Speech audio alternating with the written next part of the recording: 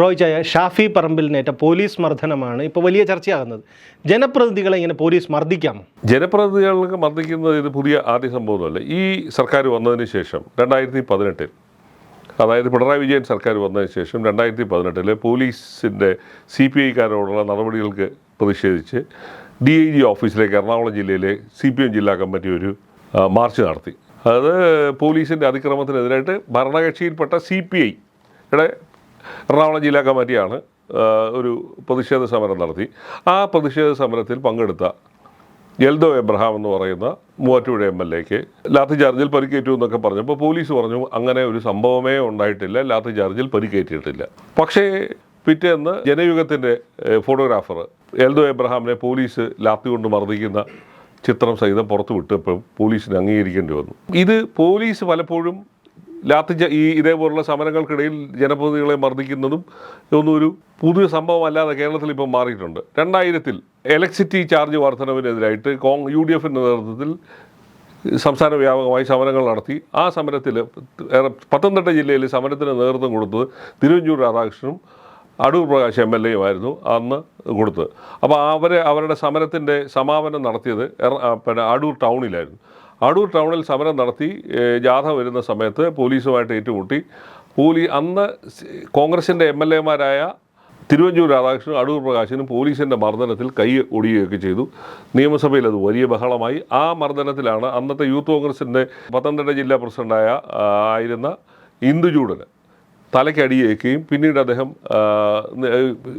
കിടക്കയിലായി പോവുകയും ചെയ്ത സംഭവം. അദ്ദേഹത്തിൻ്റെ മകൻ ഈ അടുത്ത കാലത്ത് ഈ പോലീസ് മർദ്ദനത്തെക്കുറിച്ച് ഒരു ഫേസ്ബുക്കിൽ ഒരു പോസ്റ്റ് ഇട്ടിരുന്നു. എൻ്റെ അച്ഛനെ മനോജ് എബ്രഹാം എന്ന് പറയുന്ന ASP എന്ന് അടിച്ചതിൻ്റെ ഫലമായിട്ടാണ് അച്ഛൻ ഇങ്ങനെ തീരാ ദുരിതത്തിലും തീരാ വേദനയിലും കഴിയേണ്ടി വന്നു എന്ന് പറഞ്ഞ് വിജയ് ഇന്ദുചൂടൻ എന്ന് പറയുന്ന മകൻ ഫേസ്ബുക്കിൽ പോസ്റ്റ് ഇട്ടിരുന്നു.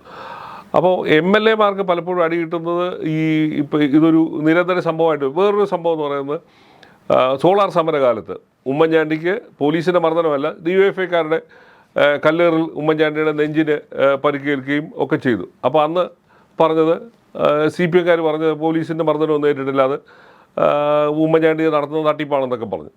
അതേ സോളാർ സമരകാലത്ത് തന്നെ മാവേലിക്കര MLA ആയ രാജേഷ് എന്ന് പറയുന്ന ചെറുപ്പക്കാരനായ MLA പോലീസ് അതിക്രൂരമായി മർദ്ദിച്ച സംഭവം ഉണ്ടായി. അസംബ്ലിയിൽ ദിവസങ്ങളോളം അതിൻ്റെ പേരിൽ ബഹളങ്ങളും ഒക്കെ നടന്ന. അപ്പം MLA-മാരെയും MP-മാരെയും തെരഞ്ഞു പിടിച്ച് അടിക്കുന്നുണ്ടെന്ന് പറയാതെ ഇരിക്കാനും പറ്റത്തില്ല. ഒരു പക്ഷേങ്കിൽ അബദ്ധത്തിൽ സംഭവിക്കുന്നുണ്ടാവാം. പക്ഷേ ഇത് ഒരു യാഥാർത്ഥ്യമാണ്. ചില പോലീസുകാർ ഇത്തരത്തിലേക്കുള്ള ക്രൂരമായ രീതിയിൽ ജനനേതാക്കളെ മർദ്ദിക്കുന്നത് നമ്മൾക്ക് പലപ്പോഴും കണ്ടിട്ടുള്ള. ഈ 2003 മാർച്ച് 17 ഈ മുത്തങ്ങ വെടിവെപ്പിനെതിരായിട്ട് കേരളം മുഴുവൻ CPM-ൻ്റെ നേതൃത്വത്തിൽ സമരങ്ങൾ നടന്നു. പല കളക്ടറേറ്റിലേക്കും SP ഓഫീസിലേക്കും ഒക്കെ മാർച്ച് നടന്നു. അപ്പോൾ പാലക്കാട് അന്ന് നടന്ന സമരത്തിനകത്ത് മുൻ ധനകാര്യമന്ത്രി ശിവദാസ മേനോനും അന്ന് MP ആയിരുന്ന NN കൃഷ്ണദാസുമാണ് അന്ന് അവിടെ സമരത്തിന് നേതൃത്വം. ഇവരെ രണ്ടുപേരെയും പോലീസുകാർക്ക് അറിയാമായിട്ട് പോലും പ്രായം കൊണ്ട് അല്പം മുതിർന്ന ശിവദാസ മേനോനെ പോലും തലയ്ക്കടിക്കാൻ കേരളത്തിലെ പോലീസുകാർ തയ്യാറായി എന്നുള്ളത് കേരളം വളരെ ഞെട്ടലോടുകൂടി കേട്ടൊരു സംഭവമാണ്. ശിവദാസ മേനോനെ അറിയാത്തവരാരുമില്ല. പാലക്കാട്, വേറെ എങ്ങുമല്ല, പാലക്കാട് അദ്ദേഹത്തിൻ്റെ രാഷ്ട്രീയ മണ്ഡലത്തിൽ അദ്ദേഹത്തെ പോലീസുകാർക്കൊന്നും അറിയത്തില്ല എന്ന് പറഞ്ഞാൽ വിശ്വസിക്കാൻ കഴിയുന്നതല്ല. 2 തവണ മന്ത്രിയായിരുന്നു. ഒരു തവണ എക്സൈസ് മന്ത്രിയായും ഒക്കെ ഇരുന്ന ആൾ, ഇലക്ട്രിസിറ്റി മന്ത്രിയായിട്ടും ഒക്കെ ഇരുന്ന ഒരാളാണ്. കേരളത്തിലെ സീനിയർ നേതാക്കന്മാരിൽ CPM-ൻ്റെ സീനിയർ നേതാക്കന്മാരിൽ ഒരാളും മന്ത്രിയുമൊക്കെ ആയിരുന്ന അദ്ദേഹത്തെ ഒരു മര്യാദയില്ലാതെ മർദ്ദിക്കുന്നത് അന്ന് നമ്മൾ കണ്ടതാണ്. കൃഷ്ണദാസിനും അന്ന് മർദ്ദനം കിട്ടി. അന്നാണ് തലപൊട്ടി ചോര ഒഴിയ ശിവദാസ മേനോൻ്റെ രക്തം കൃഷ്ണദാസ് ഉടുപ്പിൽ തേച്ചു എന്നൊക്കെ പറഞ്ഞുള്ള വിവാദങ്ങളൊക്കെ ഉണ്ടാവുകയൊക്കെ ചെയ്തു.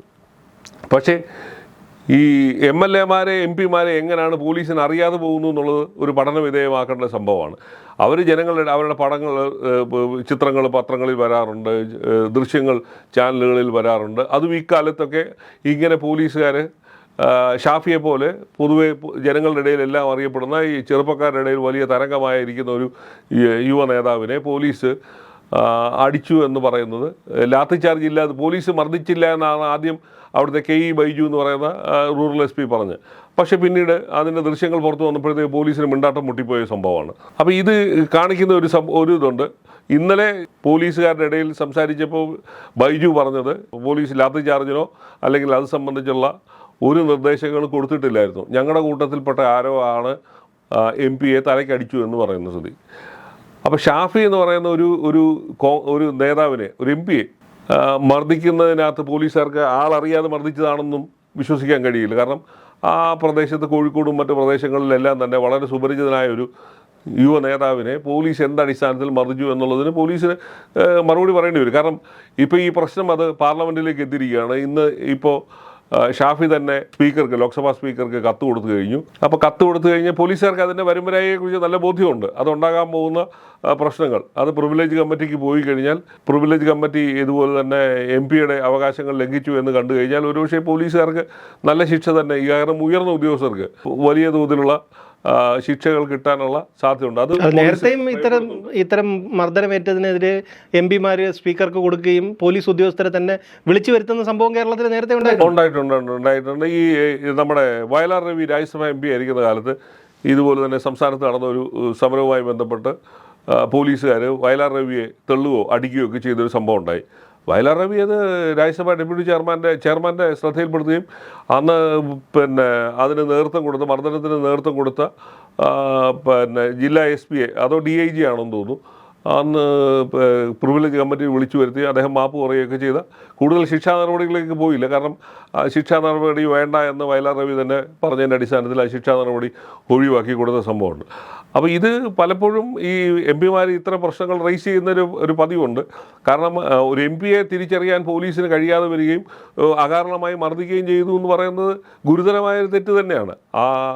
അദ്ദേഹം ഷാഫിയുടെ രാഷ്ട്രീയ പ്രവർത്തനത്തിൻ്റെ ഭാഗമായിട്ടാണ് ജനങ്ങളുടെ ഇടയിലേക്ക് ഇറങ്ങിച്ചില്ലുകയും അവിടെ ഒരു ക്രമസമാധാന പ്രശ്നം ഉണ്ടായോ ഇല്ലയോ എന്നുള്ളത് വേറെ കാര്യം. പക്ഷേ അങ്ങനെ ഒരു MP-യെ തെരഞ്ഞു പിടിച്ച് മർദ്ദിക്കുന്നു, ഒരു ലാത്തി ചാർജിൻ്റെ ഇടയിൽ ഉണ്ടായ സംഭവമല്ല, MP-യെ മാത്രം അടിക്കുന്ന ഒരു സ്ഥിതിയിലേക്കാണ് കാര്യങ്ങൾ എത്തിപ്പോയത്. അപ്പം അതുകൊണ്ട് തന്നെയാണ് അതൊരു വലിയൊരു ഇഷ്യൂ ആയി, പിന്നെ പോലീസിന് തന്നെ വലിയൊരു നാണക്കേടാകുകയും ചെയ്തു.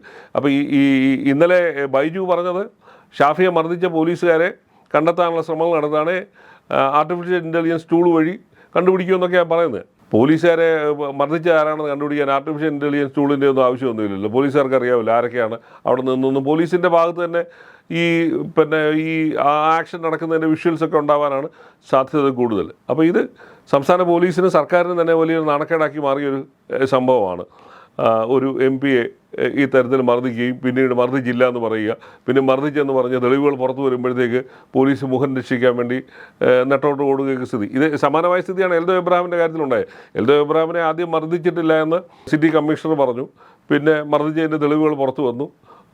പക്ഷേ അതിൻ്റെ ഒരു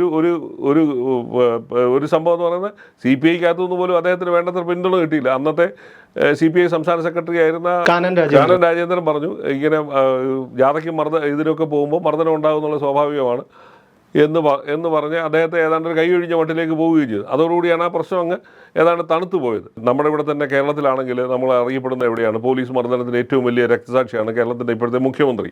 അടിയന്തരാവസ്ഥ കാലത്ത് അദ്ദേഹത്തെ ജയിലിലിട്ട് അതിക്രൂരമായി പുലിക്കോടൻ നാരായണൻ എന്നൊക്കെ പറയുന്ന സർക്കിൾ ഇൻസ്പെക്ടറുടെ നേതൃത്വത്തിൽ മർദ്ദിക്കുകയും ആ മർദ്ദനത്തിന് നേതൃത്വം കൊടുത്ത അന്ന് കണ്ണൂർ SP ഉണ്ടായിരുന്നു, ജോസഫ് തോമസ് എന്ന് പറയുന്ന SP, അദ്ദേഹത്തിൻ്റെ നേതൃത്വത്തിലായിരുന്നു അദ്ദേഹത്തിനെ മർദ്ദിക്കുന്നതിന് നേതൃത്വം കൊടുക്കുകയൊക്കെ ചെയ്ത സംഭവം. പിന്നീട് 1977 അടിയന്തരാവസ്ഥ കഴിഞ്ഞ് വന്ന സമയത്ത് പിണറായി വിജയൻ ഇത് നിയമസഭയിൽ വലിയ ഇഷ്യൂ ആയിട്ട് റേസ് ചെയ്യുകയൊക്കെ ചെയ്ത സംഭവം ചരിത്രത്തിൻ്റെ ഭാഗമാണ്. അതേ പിണറായി ഭരിക്കുമ്പോഴും ഇപ്പോഴും ആവർത്തിക്കുന്നത് പഴയ കാര്യങ്ങൾ. അതേ പിണറായി ഭരിക്കുമ്പോഴും പോലീസ് അതേ നടപടികൾ തന്നെയാണ്. ജനപ്രതിനിധികളെ തെരഞ്ഞുപിടിച്ച് ആക്രമിക്കുന്ന സ്ഥിതിയിലേക്കാണ് പോയത്. ഈ അടുത്ത കാലത്ത് മരിച്ച CPI-യുടെ പീരുമേട് MLA വാഴൂർ സോമൻ പോലീസ് മർദ്ദനത്തിന് ഇരയായ ഒരാളാണ്. അദ്ദേഹത്തിൻ്റെ ആരോഗ്യം തകർന്നു പോയതിൻ്റെയും ദീർഘകാലം അദ്ദേഹം ആശുപത്രിയിൽ MLA ആകുന്നതിന് മുമ്പ്, തൊഴിലാളി നേതാവായിരിക്കുന്ന കാലത്ത് ദീർഘകാലം ചികിത്സ തേടേണ്ടി വന്നു പോലീസ് മർദ്ദനത്തിൻ്റെ ഫലമായിട്ടാണ്. അദ്ദേഹത്തിനൊരു ചെറിയ കൂന് പോലും ഉണ്ടായിരുന്നു. അപ്പം പോലീസ് മർദ്ദനമേറ്റ നിരവധി നേതാക്കന്മാർ ഒരുപക്ഷെ ഒരു MP MLA ഒക്കെ ആകുന്നതിന് മുമ്പ് തന്നെ, സ്വാതന്ത്ര്യ സമരത്തിന് ശേഷം പിന്നീട് പോലീസിൻ്റെ സ്വഭാവത്തിനൊന്നും ഒരു വലിയ മാറ്റമൊന്നും വന്നിട്ടില്ല. നമ്മുടെ എത്രയോ യുവ നേതാക്കന്മാരുടെ ആരോഗ്യം തന്നെ ക്ഷയിച്ചു പോകുന്ന സ്ഥിതിയിലേക്ക് പോയിട്ടുണ്ട്. ഇപ്പം തന്നെ ഈ ഷാഫിക്ക് ഏറ്റ മർദ്ദനേറ്റത്തിൽ ഒരു ചെറുപ്പക്കാരൻ്റെ കണ്ണിൻ്റെ കാഴ്ച നഷ്ടപ്പെട്ടിരിക്കുകയാണ്. പലയിടത്തും പല പേർക്കും ഇത്തരത്തിലുള്ള ഇതുണ്ട്. ഞാൻ ഇന്ന് സന്ദീപ് വാര്യരെ ജയിലിൽ കണ്ടപ്പം, സന്ദീപ് വാര്യർ ആശുപത്രിയിലായിരുന്നു. ഈ കഴിഞ്ഞ ദിവസം പത്തനംതിട്ടയിൽ നടന്ന പോലീസ് മർദ്ദനത്തിലേറ്റ് നടുവിനും വയറിനും തുടയ്ക്കുമൊക്കെ പോലീസിൻ്റെ ഷീൽഡ് വെച്ചുള്ള മർദ്ദനമേറ്റു എന്ന് പറഞ്ഞ് അദ്ദേഹം ആശുപത്രിയിലായിരുന്നു. അപ്പോൾ പോലീസിന് ഇതുപോലുള്ള പ്രശ്നങ്ങളിൽ ചെന്ന് ചാടുമ്പോൾ സ്വാഭാവികമായി മർദ്ദനങ്ങളുണ്ടാവും, ലാത്തിചാർജൊക്കെ ഉണ്ടാവും. പക്ഷേ അവിടെ നിങ്ങൾ ആരെയാണ് മർദ്ദിക്കുന്നു എന്നുള്ളതിനകത്താണ് ഉത്തരം പറയേണ്ടി വരുന്നത്. ഇപ്പോൾ ഈ ഷാഫി പറമ്പിലിനെ പോലെ കേരളത്തിൽ വളരെ പ്രസിദ്ധനായ ഒരു യുവ നേതാവിനെ എന്ത് ഒരു പ്രകോപനവും ഇല്ലാതെ എന്തിനാണ് തെരഞ്ഞു പിടിച്ച് അടിച്ചു എന്നുള്ള ചോദ്യത്തിന് പോലീസിന് വലിയ ഉത്തരം നൽകേണ്ടി വരും. ഇതുവരെ പോലും കേരളത്തിലെ പോലീസ് ഏത് സാഹചര്യത്തിലാണ് ആ നേതാവിനെ മർദ്ദിച്ചു എന്നുള്ളതിന് ഒരു കൃത്യമായ ഉത്തരം പറഞ്ഞിട്ടില്ല, സർക്കാർ പറഞ്ഞിട്ടില്ല. CPM പലതരത്തിലുള്ള പറയുന്നത്, CPM പറയാം, അതല്ലല്ലോ പ്രശ്നം. ഈ നാട്ടിലെ ഒരു നീതിന്യായ വ്യവസ്ഥ നിലനിൽക്കുന്ന ഒരു സംസ്ഥാനത്ത് എന്തിനാണ് ജനപ്രതിനിധിയെ പോലീസ് അകാരണമായി മർദ്ദിച്ചു എന്നുള്ള ചോദ്യത്തിന് മറുപടി പറയേണ്ടി വരുന്ന ഒരു സ്ഥിതിയുണ്ട്. സർക്കാർ ഇതുവരെ മിണ്ടിയിട്ടില്ല. ആഭ്യന്തര വകുപ്പ് കൈകാര്യം ചെയ്യുന്ന മുഖ്യമന്ത്രി അതേക്കുറിച്ച് ഇതുവരെ ഒന്നും പറഞ്ഞിട്ടില്ല. പോലീസിന് DGP പറഞ്ഞിട്ടില്ല, ഒന്നും പറഞ്ഞിട്ടില്ല. ആകെ പറഞ്ഞത് റൂറൽ SP മാത്രമാണ് ലാത്തിചാർജ് നടത്തുന്നതിന് വേണ്ടിയുള്ള നിർദ്ദേശമില്ലായിരുന്നുവെന്ന്. അപ്പോൾ അതാണ് ആ സംഭവമാണ് ഈ തരത്തിലേക്ക് കൊണ്ട് എത്തിച്ചത്.